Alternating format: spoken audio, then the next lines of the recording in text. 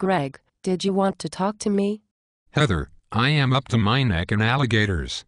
Sarah talked with DB in a private meeting and the grapevine tells me I was the topic of discussion.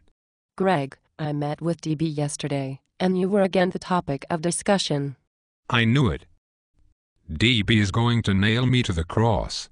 I am going to be crucified. I can envision the suits upstairs hammering the wooden pegs through the palms of my hands. Greg, you are overreacting. We have a union here and you have tenure. They cannot fire you. They can't ship you to our satellite corn college in Sitka, Alaska, assign you to cleaning out the grease traps in the salmon cannery and patch the salmon nets on the wharf. Remember, they cannot fire you, but they can reconfigure your job description. You will survive. I mean, after all, it will not be the end of the world. But you will be able to see it from there.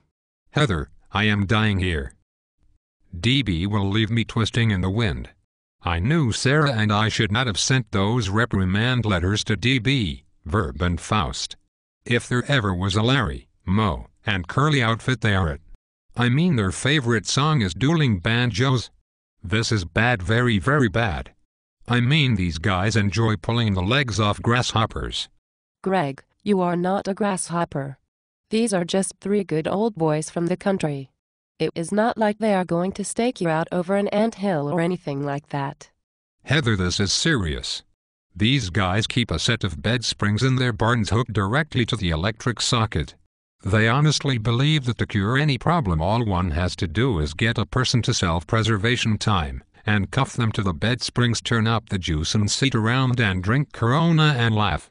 Greg, if you are that worried about DB's intervention, perhaps you should slip back into Iowa and hide out. I am sure Iowa 55 can keep you busy tearing down that same-sex wedding chapel he built. I will try to send a rider to find Faust. He can get you in and out of southern Iowa undetected. Do not forget to take the battery out of your cell phone. Do not get too concerned about the rattlesnakes in the back seat of Faust Lincoln. He hides rattlesnakes. Heather, I will need to put on my redneck gear and blend in, adapt, overcome, so DB cannot find me. The better option may be to check into a mental hospital for a few weeks incognito. Greg, I do not know how to tell you this, but you're SOL on that one. Those institutions are overloaded with bankers who are dodging Iowa farmers coming in to apply for loans to buy that $10,000 an acre farmland up there. What the farmers do not realize is that those bankers have white knuckles because they are sitting on a REO powder keg about ready to blow. It is like sitting with the Alzado brothers in a yurt and wondering which one will pull the pin on the bomber vest first. I think they call it high anxiety. That is just great, just great. I feel like a one-armed sailor in a rowboat. They kicked me out of Iowa because my IQ was too high. They only allow morons and below to reside in that state. I mean, when I got an A on my certification of attendance examination at that school up there, I knew I was doomed. Greg, you have to practice the Rodney King mantra we have been preaching on AgWeb. You know, can't we all just get along? You do not want to sink to their level of behavior, but remember what Faust said. Sometimes to know what pigs know, you have to go into the muddle. This is not funny. DB is going to bury me.